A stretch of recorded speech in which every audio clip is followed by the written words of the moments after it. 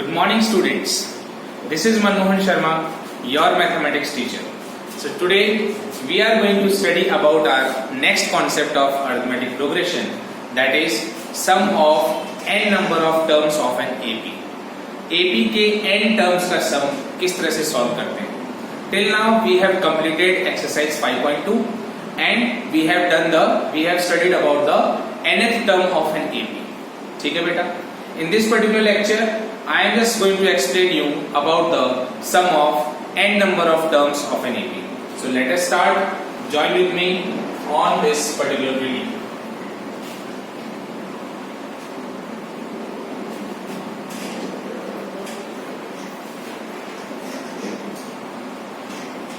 Arithmetic progression.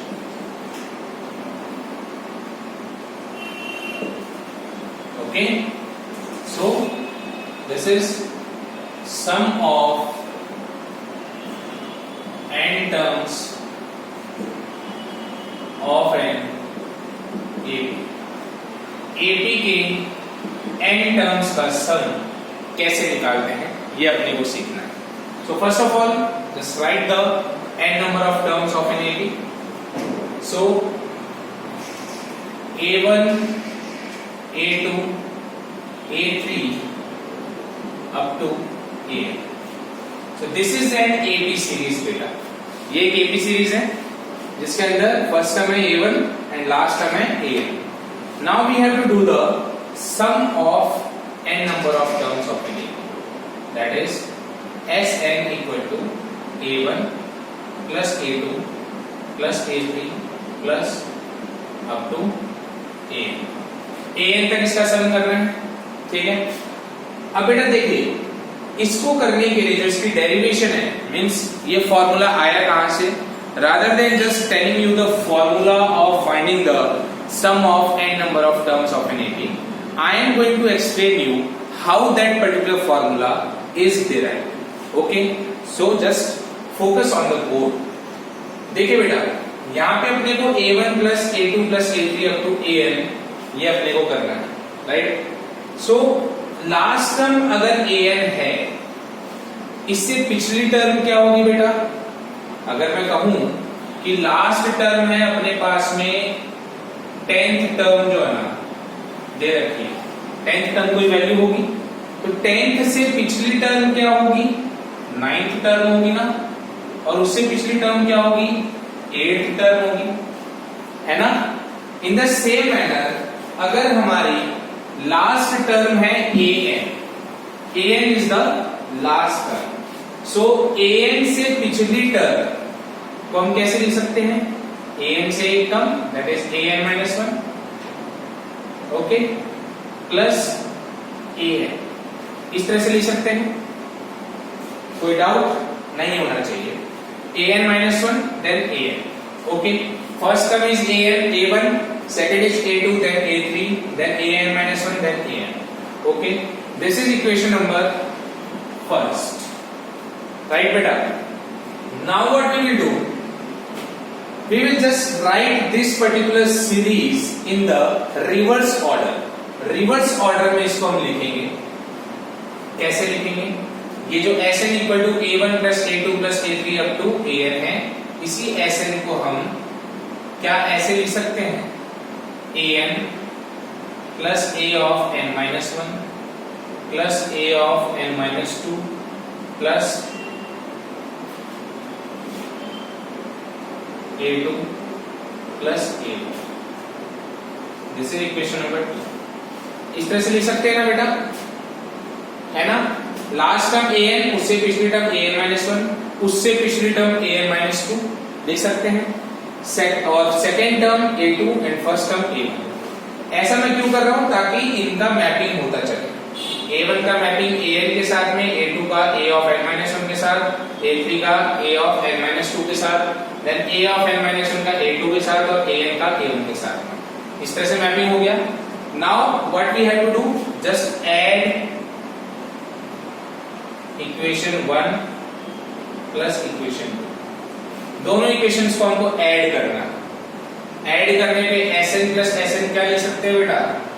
2Sn लिख सकते हैं, राइट, ये क्या हो जाएगा a1 प्लस an को यहां पर हम लिखेंगे, एक मिनट, इसको ऐड करने से पहले there is one point that I want to elaborate with you. ये जो SAN है, ठीक है, इसको इक्वेशन 2 भी ना दें, इक्वेशन 2 इसको नहीं बनाना है, इस an को यहीं पे कर देते हैं। an का फॉर्मूला क्या होता है, a1 plus n-1 into d, ये होता है। तो इस an को हम ऐसे लिख सकते हैं, राइट। an-1 को कैसे लिखेंगे, a1 plus n-1 into d। तो ये -1 कैसे आया भाई, n की जगह पे n था, देन -1 हुआ था, इसी तरह से n की जगह पे n-1 देन -1, तो ये n-2 बन जाएगा ना। तो इसको मैं डायरेक्टली लिख देता हूं, it is n-2 into d plus a of n-2 क्या बनेगा बेटा, ये बनेगा a1 प्लस n-2 और -1 that is n-3 into d। n की जगह पे n-2 रखेंगे तो n-2 then -1 into d, that is n-2 और -1 हुआ -3 into d, plus dash dash dash, then plus ये क्या हो जाएगा, a2 को कैसे लिखोगे, a1 plus d, and last में a1 है, ठीक है, ओके, ये हो गया। So this is equation number 2, ये इक्वेशन 2 है बेटा। इस इक्वेशन को हमें ऐड करना है इक्वेशन 1 के साथ, तो इक्वेशन 2 प्लस इक्वेशन 1, तो क्या बन जाएगा, Sn plus Sn equal to 2Sn equals to, अब ध्यान देना बेटा, यहाँ पे बहुत इंपॉर्टेंट पॉइंट है, a1 को ऐड करेंगे इसके साथ में, a1 को ऐड करेंगे an के साथ में, ठीक है। तो an की वैल्यू थी a1 plus n-1 into d, समझना। तो a1 plus n-1 into d, okay. So a1 plus a1 क्या बन जाएगा, 2a1 plus n-1 into d, right बेटा। सिमिलरली a2 प्लस an-1, और an-1 को कैसे लिखेंगे अपन, a1 plus n-2 into d, right. और ये जो a2 है ये कैसे लिख सकते हैं, a1 प्लस d लिख सकते हैं ना बेटा, है ना। सभी को अपने को a1 के फॉर्म में लिखना था, यहाँ पे जो a2 था इसको अपन ने a1 प्लस d लिखा, तो आगे से जो a2 है इसको भी a1 प्लस d लिख सकते हैं। तो a1 प्लस d के साथ में अपने को ऐड करना है a1 plus n-2 into d। अब जब आप इन दोनों को ऐड करते हैं, इसको और इसको, तो ये क्या बन जाएगा, a1 plus a1 that is 2a1 plus d और n-2 into d plus n-2 into d। आप इसको सॉल्व करेंगे बेटा तो ये बन के आएगा सेम n-1 इंटू d, यही आ जाएगा। आप सॉल्व करना तब आपको ये और क्लियरली समझ में आ जाएगा, same value you will get, right. Similarly इसको जब अपन बढ़ा रहे हैं तो लास्ट टर्म जो है a of n-1 that is ये a ऑफ n-1 और a1 प्लस d, इसको सॉल्व कर रहे हैं या फिर लास्ट वाले को सॉल्व कर रहे हैं an plus a1, last value भी क्या आएगी, सेम आएगी 2a1 plus n-1 into d, right. तो बेटा ये एग्जैक्टली आप समझ पा रहे हैं कि रिवर्स ऑर्डर में क्यों लिया गया है। रिवर्स ऑर्डर में इसलिए लिया गया है क्योंकि this is already researched and found by the mathematicians that while solving the series in the increasing order or decreasing order, reverse order, we are getting the same value अगर हम इसको add करते हैं तो, ठीक है।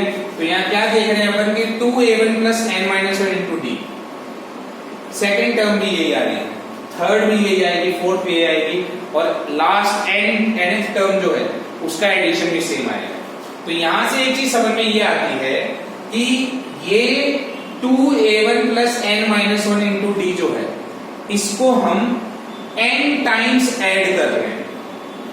आई बात समझ में? n टाइम्स ऐड कर रहे हैं इसको 2a1 plus n minus 1 into D को, राइट। तो यहां पे मैं एक चीज आपसे पूछता हूं कि 3 को 5 बार ऐड करते हैं, कितना आता है बेटा?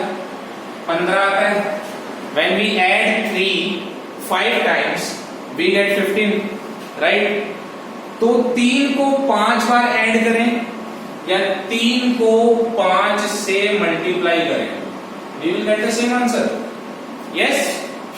Similarly, 2a1 plus n minus 1d को n टाइम्स ऐड करें या फिर इसको हम लिख सकते हैं 2a1 plus n minus 1 into d को n से मल्टीप्लाई करते हैं, n से मल्टीप्लाई करते हैं तो ये 2sn की वैल्यू आ गई ना। अब यहां से sn की वैल्यू निकालनी है तो sn कितना हो जाएगा? n by 2 2a1 plus n minus 1 into d, and this is the formula of sum of n number of terms of an AP, that is 2a1 n by 2 2a1 plus n minus 1 into d। देख लीजिए एक बार आप इसको detail में समझ लीजिए। तो बेटा देखिए, अगर मैं आपको ये जो फॉर्मूला है ये अगर डायरेक्टली बताता so there must be a question arises that ये फॉर्मूला आया कैसे बना। तो मैथमेटिक्स के अंदर कोई भी फॉर्मूला है वो बाय डिफॉल्ट नहीं है, there are certain reasons and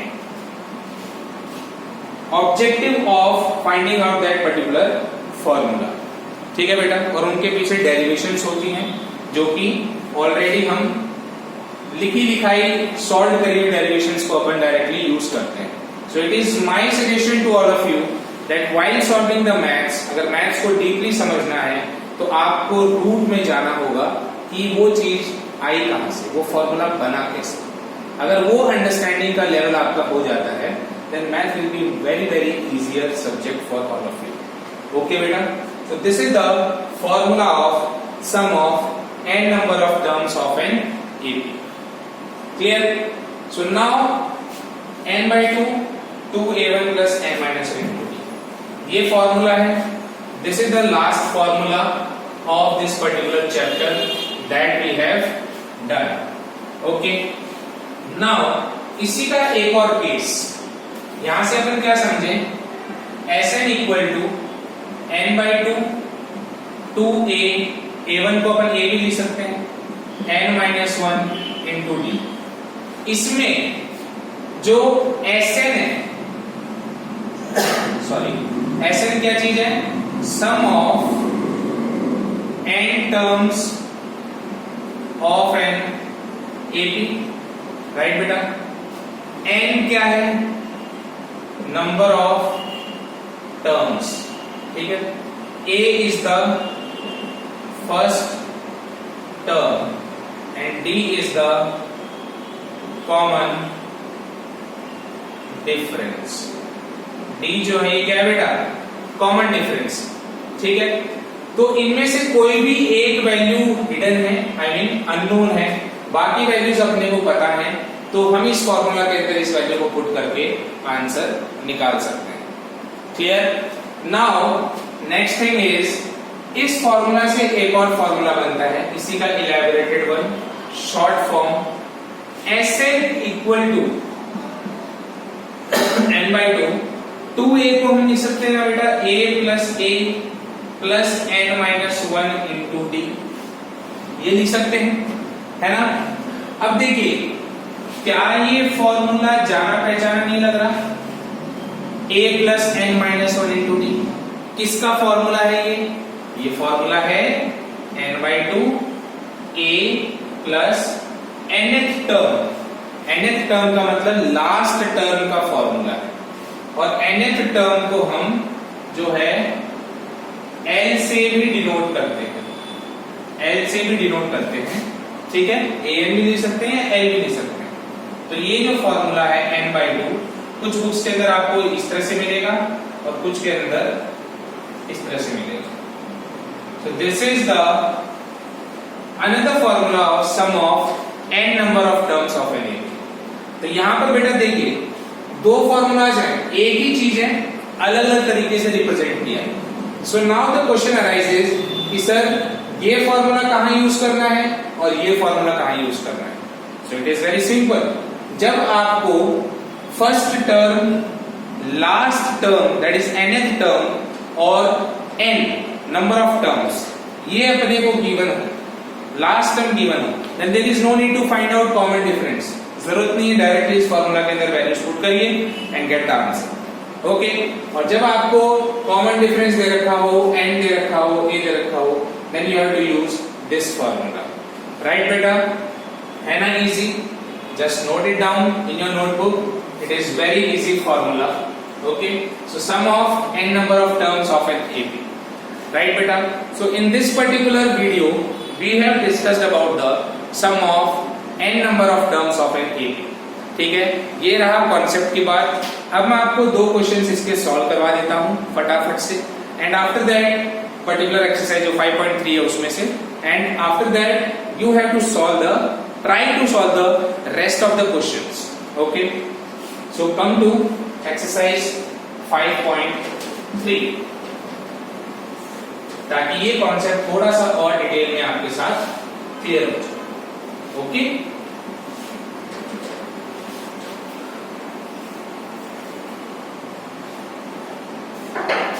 okay, देखिए यहां पे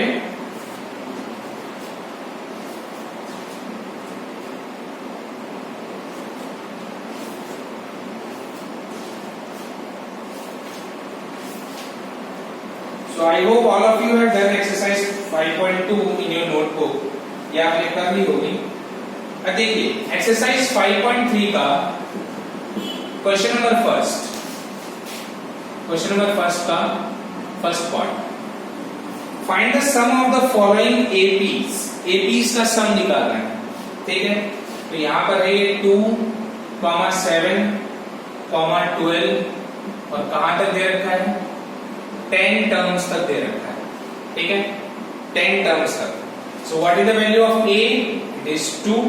And what is the value of D? It is 7 minus 2, that is equal to 5. And what is the value of N? It is equal to 10. What we have to find out? Last term नहीं given है, this is up to 10 terms. N की value given है बेटा, तो यहाँ पर क्या हो जाएगा, S10, N की जगह 10 आ जाएगा ना, S10 equal to, पहले Sn लिख देते हैं, Sn equal to n/2 2a plus n minus 1 into d। S10 equal to 10/2 2 into a is 2 plus n की जगह रखा 10 minus 1 is 9 into d is 5। Okay, this is how we have done it।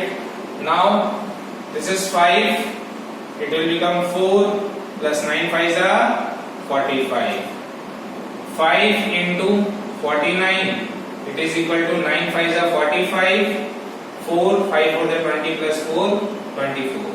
So 245 is the sum of 10 terms of this AP।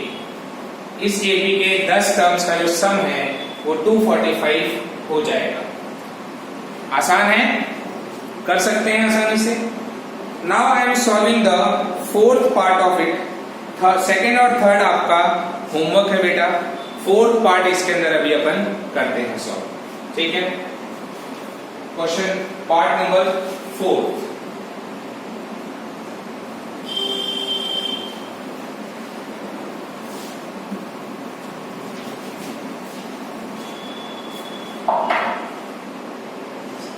Fourth part,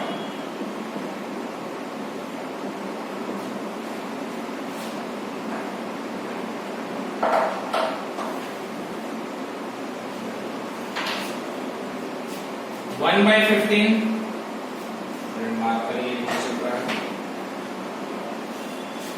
1/15 comma 1/15 12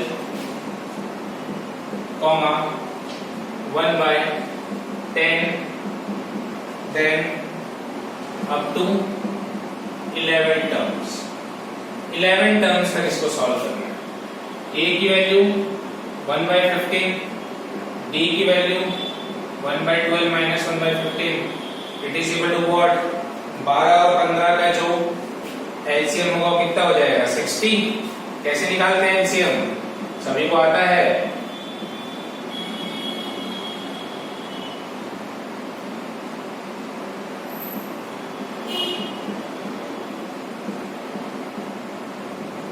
five to 10 to 23 जा 60। ठीक है तो 60 12 से divide करेंगे तो 12 5 जा 5 1 जा 5 तो 5 माइनस 15 4 जा 4 1 जा 4 तो 1 by 60। ठीक है इस तरह की कैलकुलेशन बेटा आपको फटाफट करनी है, बोर्ड एग्जाम में इतना टाइम नहीं मिलेगा तो शॉर्ट कैलकुलेशंस आप जल्दी जल्दी कर सकते हैं। अब d की वैल्यू आ गई और a की वैल्यू आ गई, n की वैल्यू कितना दे रखी है 11 is the value of n। Now we have to find out what S11. S11 क्या हो जाएगा 11 by 2 2 into 1 by 15 2a plus 10 n minus 1 11 minus 1 is 10 into d is 1 by 60। ठीक है तो ये क्या बन गया 11 by 2 2 by 15 plus 1 by 6। Okay 15 और 6 का जो एलसीएम होगा वो कितना होगा 15 और 6 का 5 3 जा 15 6 3 1 जा 3 2 जा 3 2 जा 6 6 5 जा 30 तो कितना बनाइए 11 by 2 then 30 15 2 जा 2 2 जा 4 plus 6 5 जा 5 1 जा 5 then it will be equal to 5 plus 4 9 9 11 जा 99 अपॉन में 60 किससे जा रहा है ये